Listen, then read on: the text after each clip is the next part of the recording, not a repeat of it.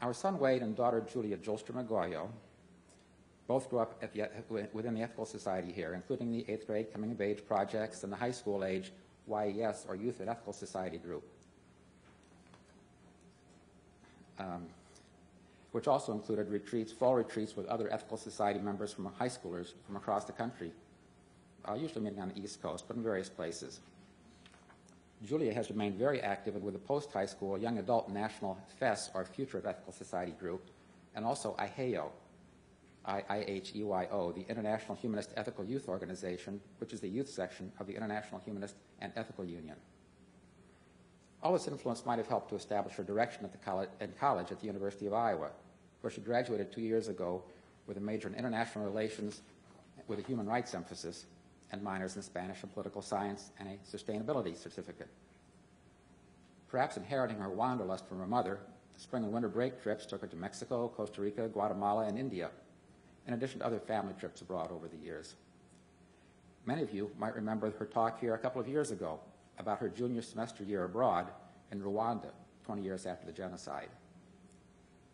Before all this last year, Julia was fully occupied in Southeast Asia, having received a Fulbright grant to be an English teaching assistant in a Malaysian school and become embedded in her community, both learning about the local culture and representing America abroad. She overcame many challenges along the way, and in the end had a very successful and fulfilling year. She took every opportunity to travel throughout the region, both during breaks, school breaks, and staying on for another month and a half beyond the end of the Malaysian school year before finally returning last December. Since returning, she's now employed at Heartland Alliance, working with immigrant children, and has additionally taken on a very time-consuming volunteer activity supervising an urban gardening project in the Park Manor neighborhood through the Off the Pews and Into the Streets organization, of which she'll speak very briefly at the break. But now let's see and hear her amazing year, about her amazing year in fascinating and energetic part of the world that through the miracles of air travel and modern communication is now at our doorstep. So she's got a lot of ground to cover, so please welcome Julia Julstrom Agoyo.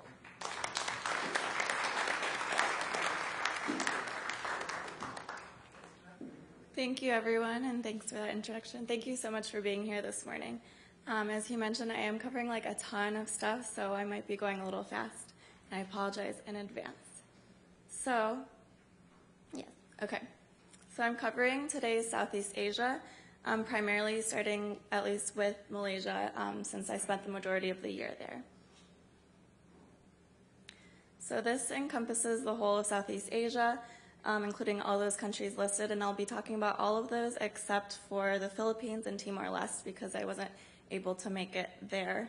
And I also am including Sri Lanka, which isn't actually in Southeast Asia, but I went there and I really wanted to include it. So the reason that I went over to Malaysia was for the English teaching assistantship, which was through the Fulbright program, and it was done in partnership with the U.S. State Department for purposes of citizen diplomacy and cultural exchange, and together with the Malaysian Ministry of Education. And their purpose was more of a big drive towards English proficiency, especially in conversation for their students. And these are a few pictures that you might think of when you think of Malaysia. So the grant was last year, January 2nd to November 2nd. We are placed in public secondary schools, which were forms 1 through 5, which are ages 13 to 17. And we are primarily there for English language support, which was supposed to be classroom instruction, co-teaching with local Malaysian English teachers, and helping out with extracurricular activities called COCOS, and also organizing English camps, which are like day camps based on English conversation. We are going to be in the classroom or with the students 25 hours per week, but it was a lot more than that, and engage with the community, and that took several different forms. So my placement was in Burma, which was about a 3-hour drive from Kuala Lumpur, the capital. And the next slide I have a map. And a couple of the issues that I wanted to focus on that I included in my proposal were deforestation and immigration. I had these kind of crazy ideas that I could fix the deforestation issue, at least in my town, there is a lot of large-scale commercial palm oil plantation in Malaysia, which is the primary reason for the forest loss. And I saw that firsthand because the town I was in was surrounded by palm oil plantations. So I generally stayed away from that topic as a lot of my students' parents worked in those plantations. Another was immigration, and so part of this was, I put the term immigration in my proposal, but what I meant was there's a lot of Rohingya refugees coming from Burma or Myanmar, and so I was hoping if I was in a placement where they were, I could help out, volunteer with them, and also talk to my students about those kinds of issues and human rights issues in general, which also took a slightly different form that I'll talk about.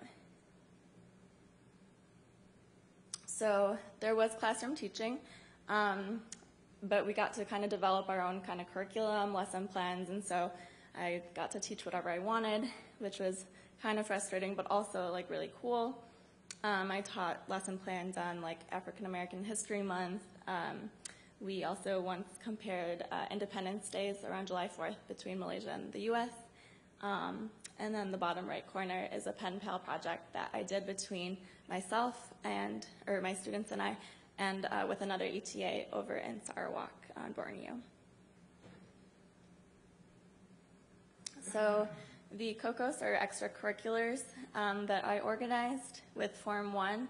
I was doing an arts-focused a speaking workshop after school, and so we did different paintings and things like that, and ended up creating a book at the end of the year. With Form 4, we did a world food cooking workshop, so slightly different than sitting down and talking about human rights issues, but I tried to focus it on different countries' food, and so, for example, we made guacamole and talked about Mexico, and we made hummus and talked about Egypt.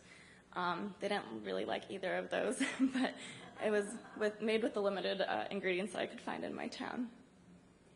And we also made a cookbook at the end. Then with the Form 2 students, I did an eco-education project. And so that included putting on an English camp where, as one of the activities, they did a recycled art fashion show. We had created incentives for recycling in the school and tried to revive the school recycling program, which is a lot harder than expected. And we made recycled art out of old newspapers and presented that to our headmistress and also sold it later on. And through this project, we were able to win 3rd place in the Wildlife Conservation Malaysia competition that year. And I had a short 3-minute video, and it's not working, which is okay because we probably need all the time we can get.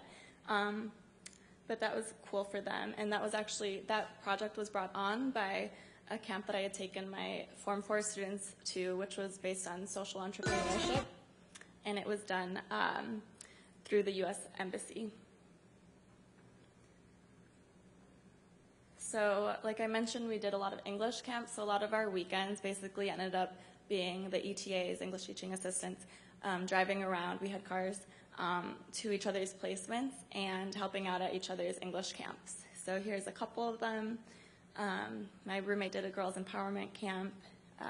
The top left is a huge camp my roommate and I put on for like 150 students at the school across from us, which we were probably not ready for at the time.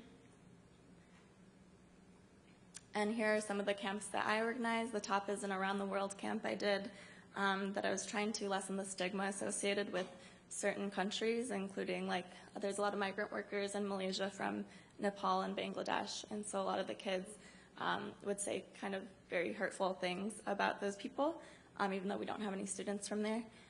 So I was trying to get them to learn about these different countries and kind of widen their world a little bit. And the bottom is the social entrepreneurship camp that I talked about. So we also were just asked to kind of basically help out with random things around the school, and so I was asked to organize a few dance performances for different assemblies at our school, which is pretty cool to get all the cultures together and have the traditional dances. They taught me, and we could do it together. And I helped out with track practice, and I'm not a runner. I helped students prepare for speaking competitions and poetry competitions. of which I had little to no detail about the actual competition. Here are just some random pictures with my students. The top two are both birthday celebrations. So my birthday came in October, which was at the end of the grant. And so I celebrated a lot, and I was given like 6 birthday cakes within a week. And the bottom left is a picture with my students after we completed our mural at KFC in the town. So KFC and McDonald's have come within the last couple of years to my town, and they're super popular, so my kids prefer to take me there instead of the local stalls that I would prefer. And the bottom right is just hanging out with some kids during lunchtime, which was one of my favorite times. So my parents were also able to come in the middle of the year. The first picture is my town had a sign of the name, Burma, which was over like a very murky brown river, but it was still felt homey by the end of the year. The other picture is with the headmistress and some of the administrative staff and my English mentor with my parents, and then in the classroom with my parents, and then introducing my mom to my favorite grocery store sample lady. Okay, and so I also was able to help out with a charity event in my town, which was really cool. A really big number of students came, and students that weren't my students as well. I was mostly for the Chinese population in the town, and it was, I think, kind of like, it happened to be during Ramadan, and so like the Muslim kids were fasting, and then this charity event was 30 hours of fasting for the Chinese students, and it was all donated to World Vision. I got in the local Chinese newspaper, which is pretty cool, so I have a copy of that, even though I obviously cannot read it. So just some more pictures. I had a hard time trying to narrow it down. The top left is all my grocery store ladies took me out for karaoke for my birthday. The bottom left is one time after they shift, they told me to wait until they were done so we could go across the street and get some food and tea. The top right is with a weekly class that I just ended up tutoring in my neighborhood.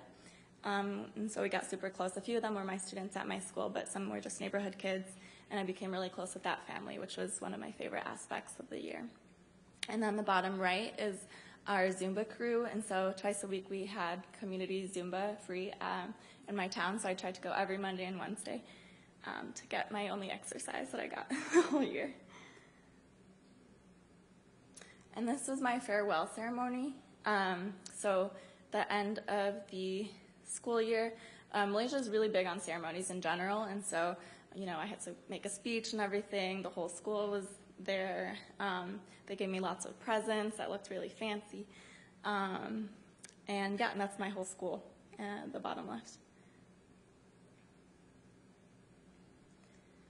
And some more selfies of with kids, because basically Malaysia was like the year of the selfie for me, because I took a lot of selfies, which was actually really nice for my monthly reports for my work.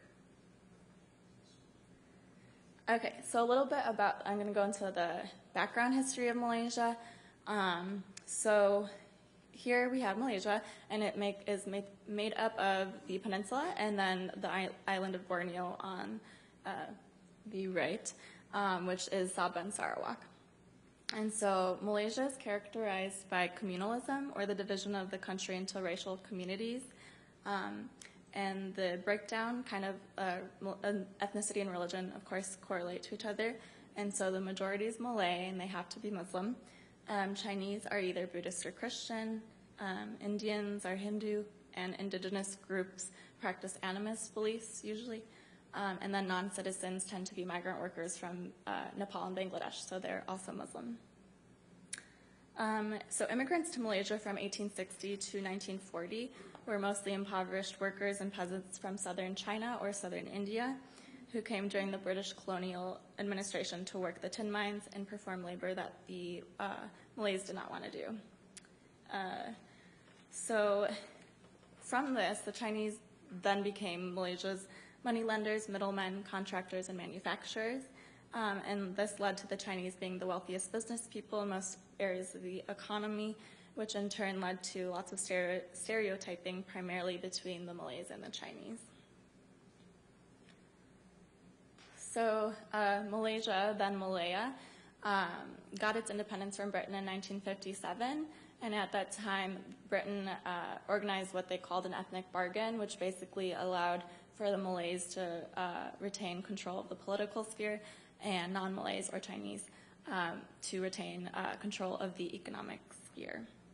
So this was kind of understood between all the parties, and this also meant that there was a lot of constitutional advantages for the Malays. So this included a Malay head of state, Malay as the country's official language, and Islam as the official religion, and other special privileges for Malays, including in land acquisition, educational assistance, and civil service employment. So in 1963, Malaya joined with Singapore, Sabah, and Sarawak on the island of Borneo to form the Federation of Malaysia, because they feared that without collaboration they couldn't function as autonomous nation states. And to offset the integration of all the 3 million Chinese from Singapore, they brought in Sabah and Sarawak for that reason. So the federation, though, only lasted 2 years. In August 1965, Malaysia's first Prime Minister, Tunku Abdul Rahman, expelled Singapore because the Prime Minister of Singapore, Lee Kuan Yew, was calling for a Malaysian Malaysia, which meant equal participation from all areas and groups. And Tunku Abdul Rahman was advocating for a Malayan Malaysia, which meant special privileges still for the Malays. And this ethnic bargain, we talked about the formula, was challenged following a 1969 national election, when for the first time the opposition parties gained the majority of the votes. And that's a mural at my school about the independence. So with the national election, anti-alliance forces celebrated the victory, the opposition, by parading in the streets, which in response, the alliance supporters went out to the streets, and then this led to mob action, which resulted in 196 deaths. So the Malaysian government viewed these race riots as a threat to the ethnic bargain, and so to ensure that Malays retained the political power, he declared a state of emergency that lasted almost 2 years. And because he believed that economic tensions were the primary reason for these riots, he proposed a new economic policy under which the rights of Malays were extended by reserving for them a proportion of positions in higher education and certain businesses, and discussion of such sensitive issues as the prerogatives of Malay rulers, special rights for Malays, and official status for the Malay language was prohibited. So this was basically a pro-Malay affirmative action for the majority, which is very much in place today, and I was able to observe throughout my time there. Though Malaysia recently achieved the status of newly industrialized country, and it has a per capita gross national income of $6,540. And at the bottom is part of what the image that the government tries to promote, which is Satu Malaysia, which means one Malaysia. And so you'll see a lot of images with, like in this mural, a Malay, a Chinese, and an Indian. The indigenous kind of get left out of that, I guess. So I'm going to be speaking about a bunch of other countries as well, because I was able to visit them. And so I'm going to briefly go through, like really briefly through each country's history, and then show you some pictures of each of those places of my experiences. So in the order that makes the most sense. So Singapore is next, and as I mentioned, in achieving full independence, Singapore initially allied with its northern neighbor of Malaya. But after separating from the Federation after those 2 years, Singapore again faced the challenge of survival in the global Cold War era and with territorial threats coming from Indonesia. So Singapore decided to fashion policies designed to achieve rapid and far-reaching economic development to ensure its sovereignty. And by 1969, the country was already stable, and its economic success has lasted until today. So, as you can see, the population is pretty diverse, and it kind of is very similar to Malaysia. It's a very densely populated city because it is so tiny, and it has 4.4 million people. And something you'll see in the train system, which I thought was pretty cool, was everything is translated into 4 languages, Malay, Chinese, Tamil, and English, which is something you don't see in Malaysia. And these pictures are pictures of Chinatown, Little India, and the Arab Quarter. And it's the wealthiest in the region. So with all this advancement, there is a lot of strict regulations. You'll see a lot of signs like this one, including like no durian. There's no fine for that, though. Durian is a smelly fruit common in that region of the world. And you'll see that sign in Malaysia as well. But pretty hefty fines, like $1,000 for no smoking and things like that. But it seems to be working for them.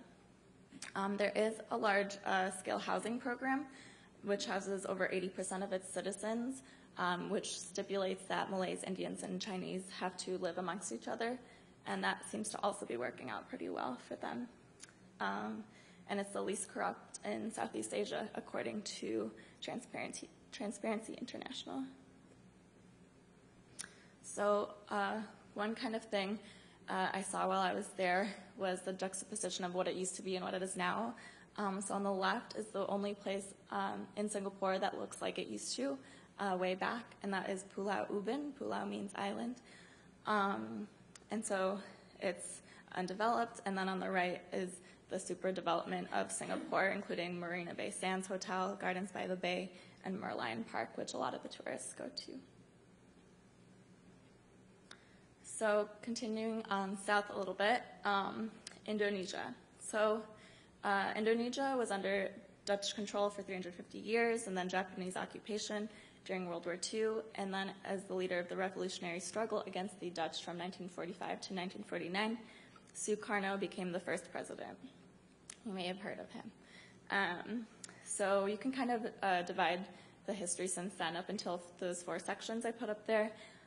Under Sukarno, there was a big push for unity and diversity, and a declared state philosophy of Pancasila, which was embracing the belief of one God, humanitarianism, nationalism, democracy, and social justice.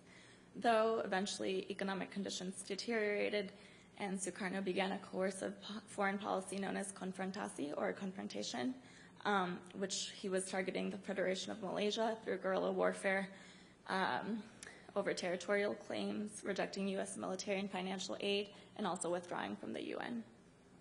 After a September 30th, 1965 attempted coup, where 6 senior generals were murdered by pro-Sukarno dissident Army and Navy forces, General Suharto, which was one of the few surviving generals from that, swept into power a military government that ruled for 30 years.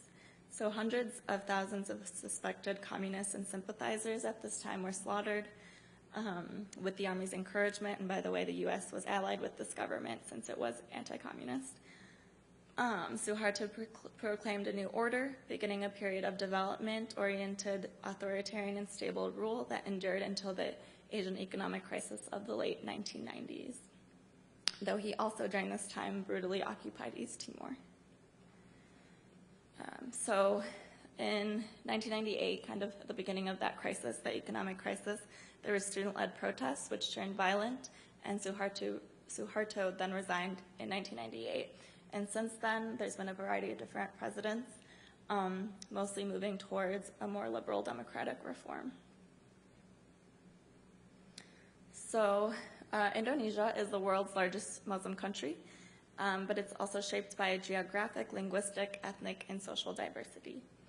So though tourism had been hurt in 2002 and 2003 because of the terrorist bombings, targeting tourist spots, there is lots of tourism now. It's kind of bounced back, especially in Bali. And in terms of stability, democratic political representation, and civil liberties, Indonesia's political direction today is looking a lot more positive than before. So a few pictures. There's a lot of really beautiful temples, actually all over Indonesia. These 2 are Borobudur, which is a 9th century Mahayana Buddhist temple and also the world's largest Buddhist temple, and then Prambanan on the bottom, which is a 9th century Hindu temple. And on the right is a Ramayana ballet that we were able to watch right across from Prambanan, which tells an epic Hindu story. And then the top right is at the Sacred Monkey Forest Sanctuary near Ubud, which is near Bali. And there's batik textiles, which has originated from Indonesia, and you'll also find in places of Malaysia. Farming, famous beaches of Bali, and the rice fields. So moving on to Brunei, which is like just in the middle of the island of Borneo. It achieved internal self-government in 1959, with the power being transferred to the ruling dynasty, not to the people. It gained full independence in 1984 and has enjoyed political stability and economic development from enormous revenues from oil and natural gas, though there are plans now to diversify the economy, as those reserves will probably disappear between 15 to 25 years. Bruneians benefit from a welfare system, which includes free education, healthcare, subsidies for rice, housing, cars, funerals, and pilgrimages to Mecca, and no income tax. So they have a pretty good life. There's a national ideology called MIB, or Malay Islamic Baraja, which emphasizes Malay-style Islam, with the monarchy as the defender of the faith and the people. It also discourages westernization and secularism, and it provides special status for Brunei's indigenous Malays and requires unquestioning deference to the throne. So basically, it's to keep unwanted foreign influences out of Brunei, and has mostly done that. So, okay. So there's a very small population, a high gross national income, and a Malay majority, which is mostly employed in the public sector workforce. Like my friend who I met on the plane ride there, he is employed in he heads the Ministry of Religious Affairs. And he invited me and my friend and I, to his niece's wedding, and so that's us at the wedding. There's been a big effort to attract Western business elites and tourism. There's a lot of little hostels opening up. It's like really just getting started, but we were actually the first people to stay at the hostel that we stayed at. And that's with the hostel owner to the right, that top picture, and another guy from, I think, Spain. He was traveling in Brunei. But there really isn't like a ton to do in Brunei, and it's very small, so you can kind of do it in a couple days. The middle picture is the Royal Regalia Museum, which houses all of the gifts given to the Sultan. And the bottom is like a barbecue that we were invited to after that wedding, which is really fun. And there are also now like McDonald's and KFC, which I went to, which you'll see. Yeah. Okay. And also, there was a nice juxtaposition for this one too. So on the left is Kampong Ayer, which means water village. And it's what Brunei basically used to look like. And it's been a cool touristy thing to do, but they're actually planning to demolish it really soon in the next few years. And so Brunei is going to be totally developed and look a little more like the right side pictures. Okay, so we're moving upward to Thailand. So in 1932, there was a revolt which overthrew the absolute monarchy and placed a constitutional monarchy. There was basically, Thailand's history has been characterized by a cycle of military control, weak parliamentary government, constitutional crisis, and coup d'etats. One second. Okay. Yep. And so in 1970, there's been a few huge events that have characterized Thailand's history. In 1973, there was the Great Tragedy, where the citizenry rose against the Tanam, at the time, led military government, and the military massacred hundreds of unarmed protesters at Democracy Monument in Bangkok. Then there was the March 1992 elections, which were marked by party hopping and vote buying, which much of the elections were. And General Su Chinda accepted the nomination for prime minister. He reversed steps taken toward democracy. The Thais protested in what is called Black May 1992, where there was a crackdown, and those protesters were met pretty violently. So there's a monarchy, King Bhumipol, and he intervened at this time, dismissed Suchinda like in 1973, and the king's intervention was praised by an adoring public. The one thing to note is that the country has experienced 19 army coups from 1932 to 2017, which is quite a lot. Today, the Prime Minister is Prayut Chan-o-cha, since the military coup, which was last in May 2014, who had followed the first female Prime Minister, who was Yingluck Shinawatra in 2011, and she was the former Prime Minister Thaksin Shinawatra's younger sister. So, like I mentioned, the monarchy is really important in Thailand. There are lèse-majesté laws, which shield the king and royal family from public criticism, so you can face up charges or detention for offending the dignity of the monarch. King Bhumipol was the kingdom's longest reigning monarch and world's longest reigning contemporary monarch, but he actually died just last year in October. And so there's an official one-year mourning period in Thailand for this. The Thais wear black. There's a lot less smiling. A lot of bars and things like that were closed, so tourism went down a little bit. And then I took some pictures at the Grand Palace in Bangkok, and so I was there in early December, and so that was right after the late king's birthday, and also around 50 days after his passing. We ran into some kind of ceremony going on, so we actually couldn't go inside, and there was a lot of Thais going in, as you'll see. And there's now a new king who was the Crown Prince, can't say that name, but Vajiralongkorn. And he's had a lot of criticism from Thais as well as the international community, and he's known as kind of a playboy who spent much time abroad, but now he is the king as of December. And since then, he's signed a new, more restrictive constitution in April of this year. So here's some of the touristy things that I did and people like to do. We did a cooking class up in Chiang Mai. We got massages from ex-women prisoners, and you can also get them from current prisoners. We didn't do that. There's a lot of night markets, and a lot of shows like the Ladyboy shows in Chiang Mai for tourists primarily.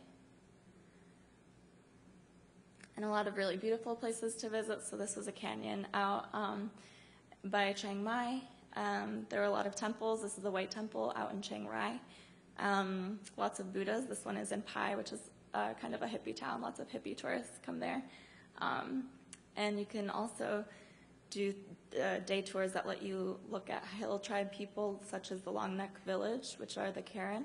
But I thought that was kind of odd, so instead I bought a postcard, which has a Karen woman turning the camera around on the photographer.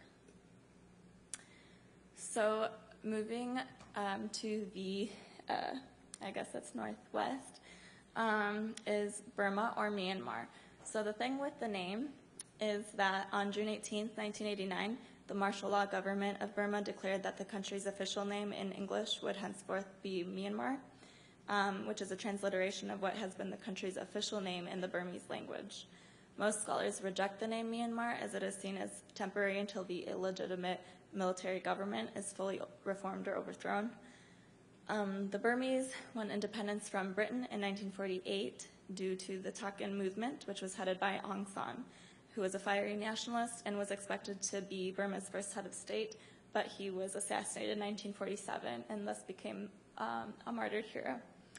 So the country's first parliamentary government was formed in 1948 under the leadership of U Nu, and from 1948 to 1958 followed a time of troubles, which was when the well-organized minority ethnic groups opposed the government's move toward a national state and instead supported establishing autonomous states for each group. So there were the Shans, Karens, and other groups also rose against central authorities, precipitating a struggle that began an ongoing civil war, lots of bloodshed, ethnic-based anti-government sentiment and conflict in its early years of independence remains a central element of Burma's military-dominated politics. There were then some transfers of power between U Nu and the military. In 1988, what is called or known as the 888 uprising, hundreds of thousands of farmers, urban workers, students, monks, and civil servants took to the streets of major cities to demonstrate against their government leaders. The result of the failures of the military government to bring development to Burma and pervasive suppression of people's political rights since 1962. So there were student deaths from security police at demonstrations once again, and around this time about 3,000 Burmese lost their lives in their attempt to end military rule. So opposition leaders were harassed and kept on house arrest, including Aung San Suu Kyi, which is the daughter of Aung San. Also in the 1990s, the military junta was able to sign ceasefire agreements with a number of longstanding ethnic rebel groups, but for those still engaged in a civil war, such as the Karens, the military stepped up its suppression, forcing hundreds of thousands to flee to Thailand as refugees. Following a government relocation of the capital and then government-imposed 500% hike in fuel prices, Buddhist monks and veteran leaders from the 888 uprising took to the streets in mass protests once again in 2007. Again, they were met with brutal beatings, killings, and arrests. And this picture is taken at the famous Tradagon Pagoda in Yangon. So Burma, or Myanmar, has, as I mentioned, a lot of ethnic groups and minority groups, a lot of people. So the minority groups have continued to view themselves as in terms of ethnicity rather than nationality, and to achieve their rights, minority ethnic groups organized armed insurgencies to protect their territories and to pressure the government for ethnic states to have autonomy under a federal umbrella government. There has been some negotiations for this, but some are still waiting. And you may have heard of the Rohingya, which are the Muslim minority in Burma, which are primarily the refugees fleeing Burma right now. And in this kind of conflict, it's actually Buddhist monks that are killing the Rohingya. Obviously not all Buddhist monks are bad, but these ones are. The government does nothing to stop this. Aung San Suu Kyi, who actually won the Nobel Peace Prize for her work before, doesn't care about this issue and doesn't like to acknowledge the word Rohingya or what is going on. So this is, I think it was in Lay Lake, probably this was. So there's a lot of restricted areas in Burma and Myanmar. I felt weird about going there in general because I knew there was a genocide going on, but I went and tried to be conscious of where I spent my money and that kind of thing. But so here, these restricted areas are probably just like military posts, but a lot of the country is totally restricted, which is where a lot of the bloodshed is going on, including in the Rakhine state, which is where the Rohingyas live. And in March of 2016, while we were there, Myanmar elected their first civilian leader after more than 50 years of military rule. His name is Hitin Kya. He's a close ally of Aung San Suu Kyi, and their party is the National League for Democracy, NLD. Aung San Suu Kyi is banned from the post by the Constitution because she has children that hold foreign British passports. But basically, with this new election, she's going to rule by proxy anyway because through this other guy. And so this, I think we were checking into one of our hostels, and I got a BBC News update about this, and I was like, wow, this is pretty big. So I was trying to ask people at the hostel and people on the street about it, and they were kind of like, yeah, whatever. I'm like, okay. So maybe it doesn't impact the people as much as we think it does, in some places at least. And there are recently a lot of tourists coming in, not as much as other countries in the region, and you'll still see a lot of very local products. It's kind of untouched for the moment, but there are a lot of Western-style restaurants and things like that coming in. This is a woman in a market with Tonica, which is a yellowish-white cosmetic paste made from ground bark, and they put it on their faces to protect themselves from the sun and also as a beauty routine. There's betel nut, which are nuts and tobacco wrapped in lime-coated betel leaves, which stain your teeth red, and all the locals chew it. We were able to try it. It's not too good. And it has a similar effect to coffee. Yes. And we did a 2-day trek from Kala to Inlay Lake, and this was a woman that was one of our stops where she gave us tea and things like that. There's a lot of construction, a lot of rehabilitation of old temples, pagodas going on, so that's one of those pictures. There's these boat rides once we get off the 2-day trek, stopping at a lot of places where you can go and buy things like this woman who's weaving, and one of those stops is actually the woman I had showed a couple slides before. And then one of the big attractions is the temples of Bagan. So you go at sunrise or sunset or any time in between to watch, to look at all the temples. And there's hot air balloons too. We didn't take them, but there's a winery, which is kind of random, but a lot of like upper class tourists go there as well. Yeah, and the bottom right picture is a ceremony we happened upon at the Shwe Dagon Pagoda in Yangon, which used to be called Rangoon. Okay, so moving over to Cambodia, and I'm going to basically focus on the one part of its history that most people focus on. So a little bit about how that happened. Prince Sihanouk was placed on the throne by the French, and he was unrivaled and respected as a god king from the end of World War II to 1970. So his overthrow on March 18th, 1970 was quite a surprise, but stemmed from the presence of North Vietnamese and Viet Cong forces in the east part of Cambodia, which Prince Sihanouk had been allowing. So from that, General Lon Nol had support for a short time, but then the government soon appeared inefficient and corrupt. And then at the end of April 1970, President Nixon officially invaded Cambodia, but his administration had already been secretly bombing Cambodia since 1969. The U.S. forces dropped an estimated 550,000 tons of bombs in Cambodia. Half of the population was uprooted. Cambodians were internally displaced. There was chaos and panic in the Cambodian countryside, including food shortages, inflation, and the population of the capital, Phnom Penh, swelled, and there was 1 out of every 10 Cambodians killed in this war, mostly from U.S. bombings.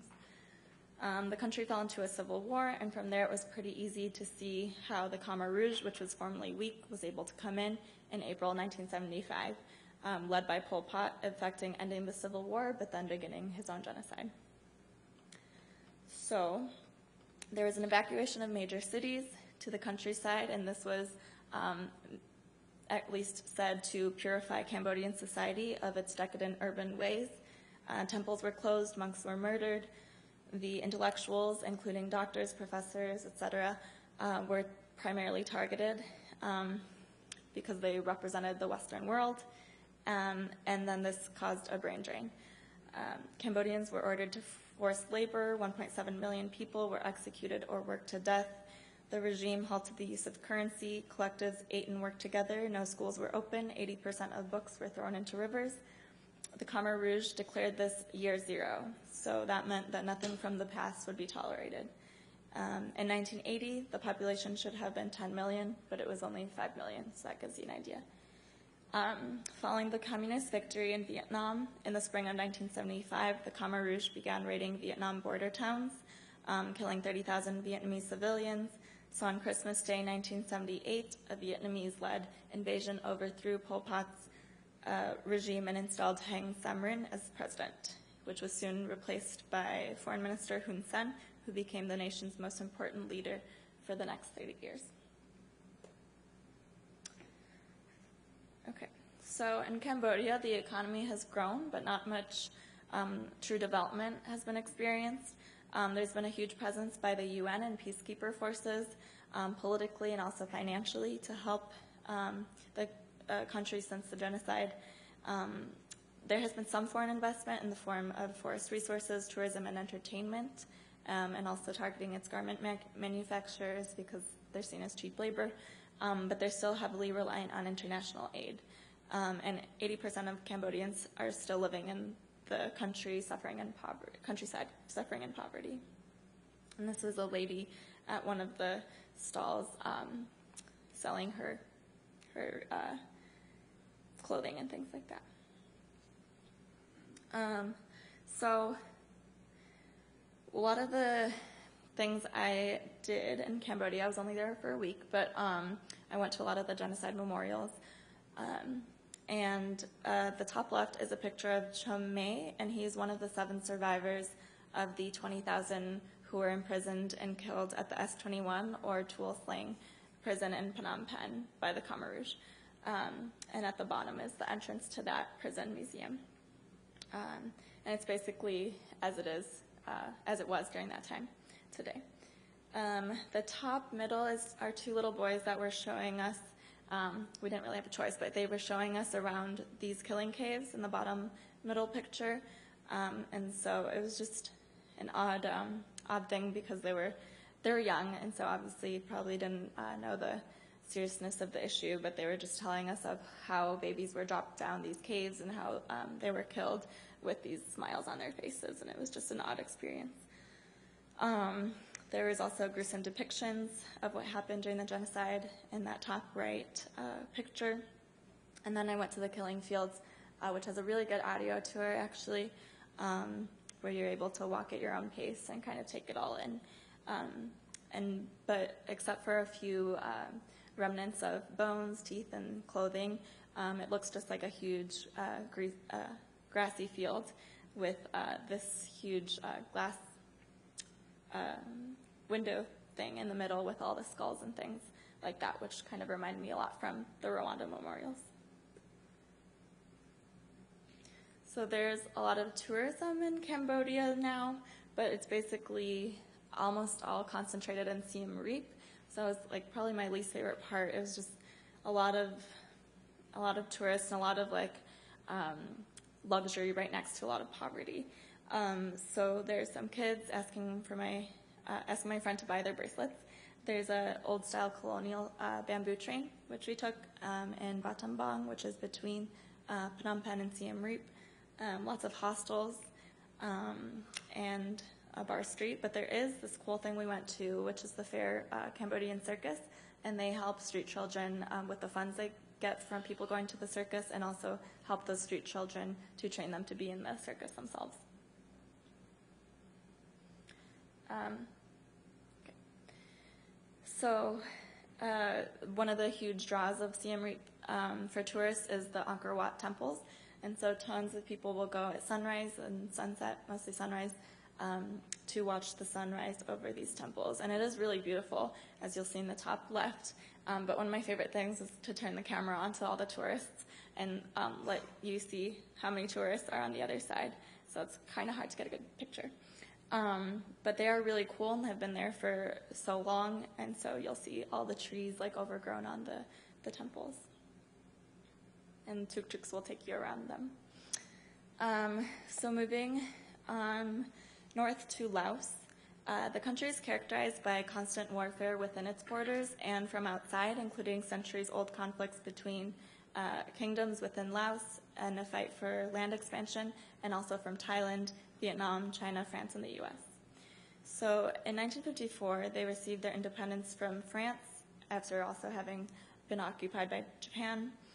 The U.S. involvement began basically right after independence in terms of aid at first, and then using the CIA to try to control political power grabs as the U.S. worried about a communist government. And even a neutralist government for them was seen as intolerable.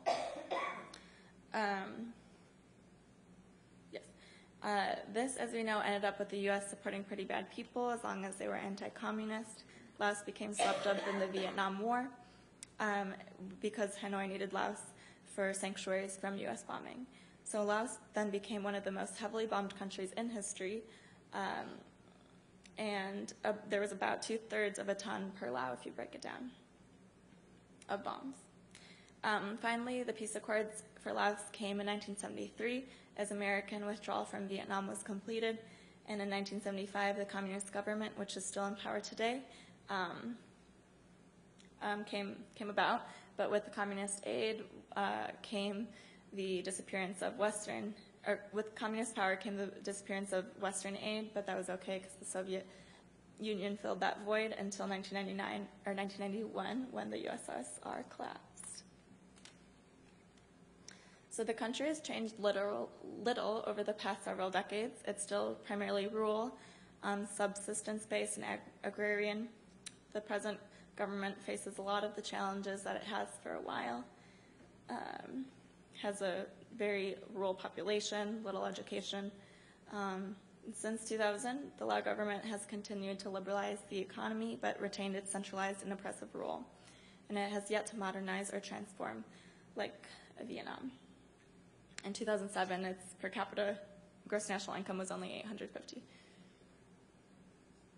So one of the places I went to that I thought was very interesting and important was the UXO Lao Visitor Center. So UXO stands for Unexploded Ordnance, and so it showed the places where they have found UXOs all over Laos, which really covered the whole of the country. It had a lot of those on display. But it also told about a program, the Lao National Unexploded Ordnance Program, or UXO Lao, that does a lot of things like goes out into villages most affected and educates the population on how to point out these UXOs and who to tell, so that these people can come in and properly deactivate and take them away.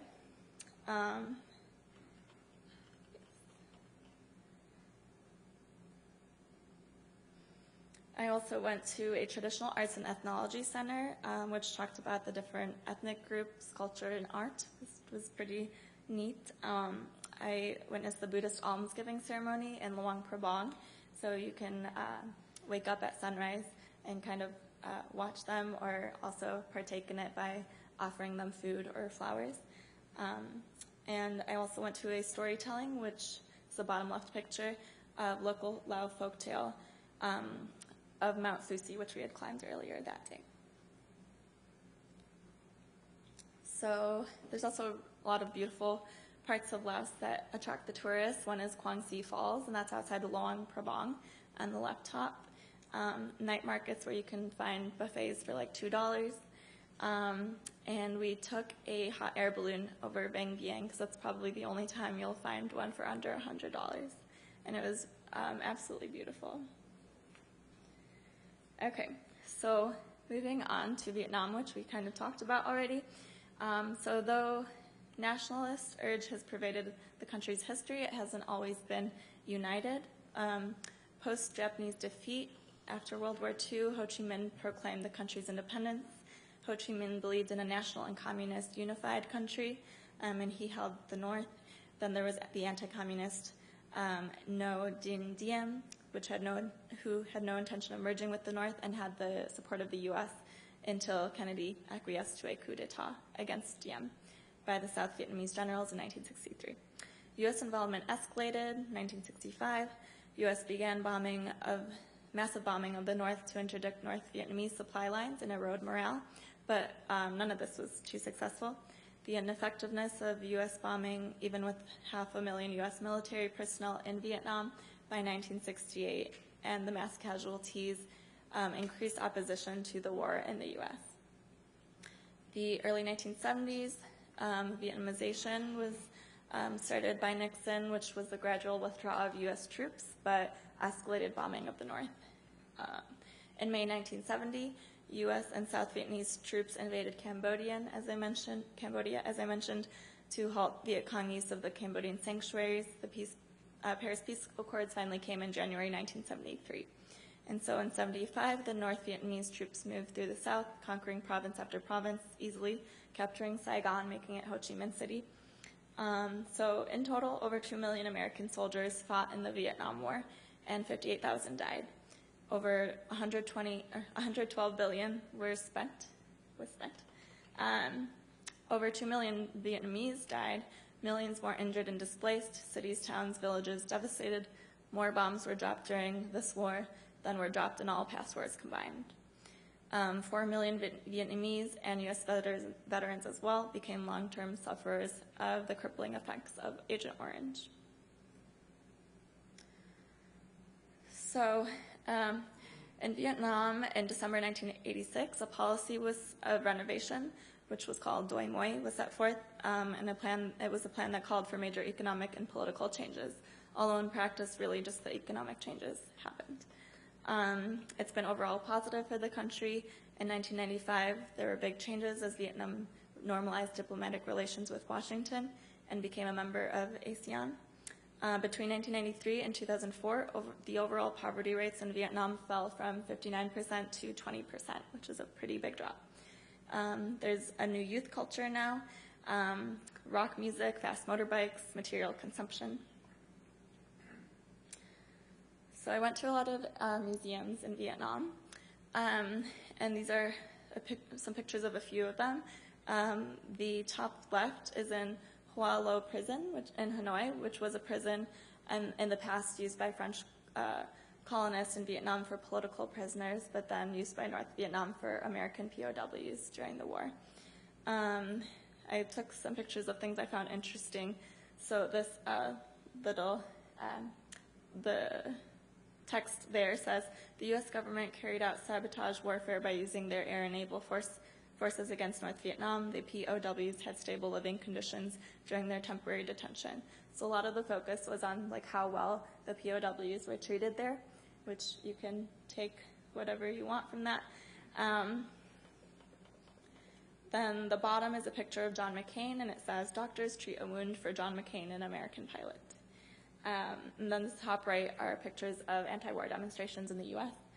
And the bottom right is from the War Remnants Museum in Ho Chi Minh City, which includes planes and things from that time, and also pictures and media from the war, because it was kind of the first war that was heavily documented in that way, including a lot of pictures of the effects of Agent Orange.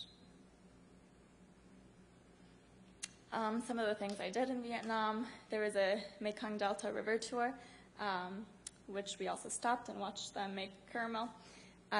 There's Sapa, which was really beautiful, but also really rainy while we were there. Also, the election happened while we were there, so it was just kind of sad time overall. And then in the bottom is Ha Long Bay, which is really beautiful as well. So the top is Ha Long Bay again with our fellow tourists biking around. The top right is the Women's Museum, night markets, Statue of Ho Chi Minh City, and biking around Hoi An in the middle of Vietnam, which a lot of people go to get clothing tailored, which is where I got the dress that I'm wearing. Okay, so we got through Southeast Asia.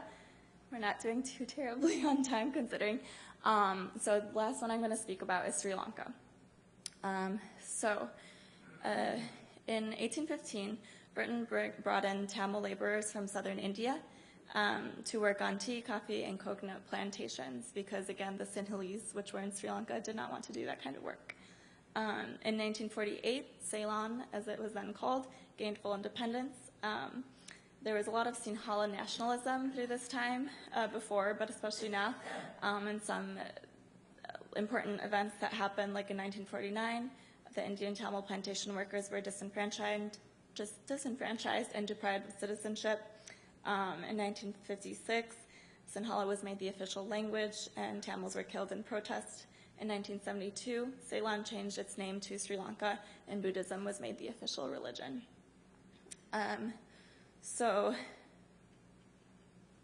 In the mid-1970s, several groups of young Tamils, some of them militant, began advocating for an independent Tamil state called Elam. So you might hear about the Elam Wars. So they were called, they founded the Liberation Tigers of Tamil Elam, the LTTE, which continuously clashed over the decades with the Sinhalese national government and military.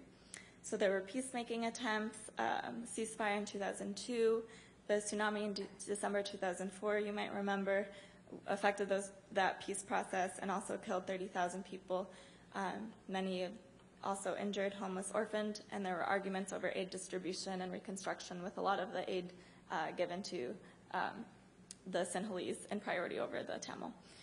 So finally, there was a brutal end to the 26-year civil war in May 2009, with the military boxing in the LTTE, the Tamil group.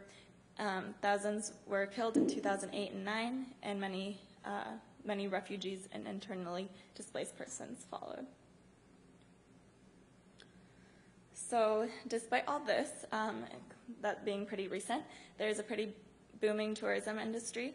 It has increased by over 10% each year since 2009.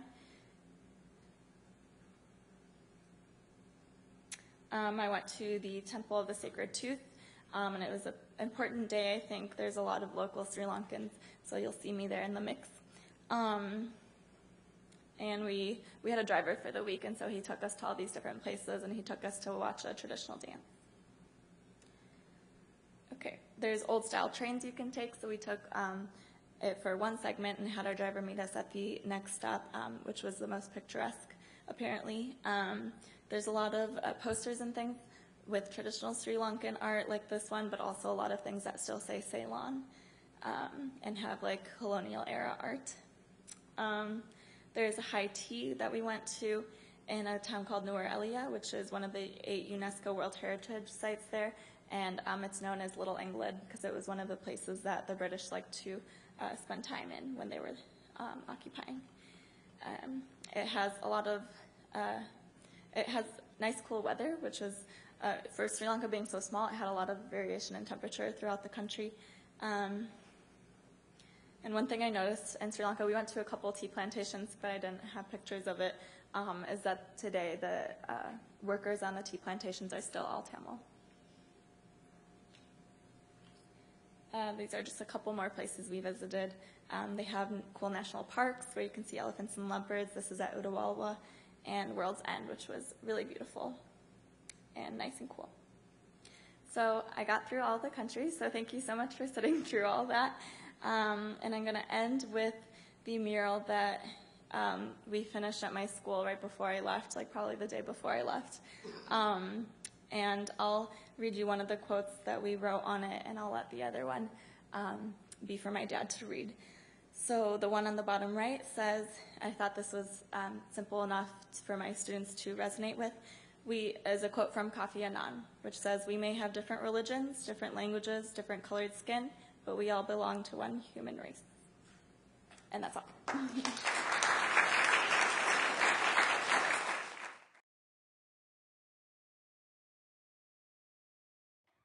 Thank you, Julia. So now that you're back here, how has this experience changed the way you look at being an American, a U.S. citizen?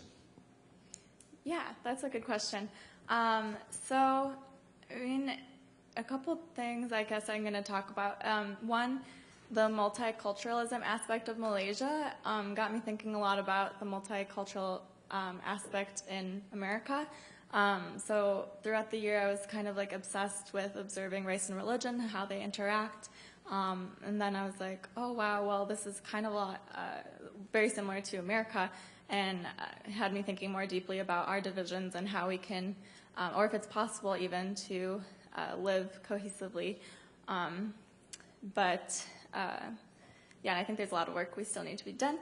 But one thing, so yes, I was in Malaysia as an American. And so my school, you know, was expecting an American. And one of the things I thought was interesting, I didn't mention this, but so for them, I guess an American is like a white, blonde person that is also Christian. And like I'm none of those things. And so that was something cool to kind of explain to my school, because I was coming after an ETA the previous year who was blonde, white, and I think Christian.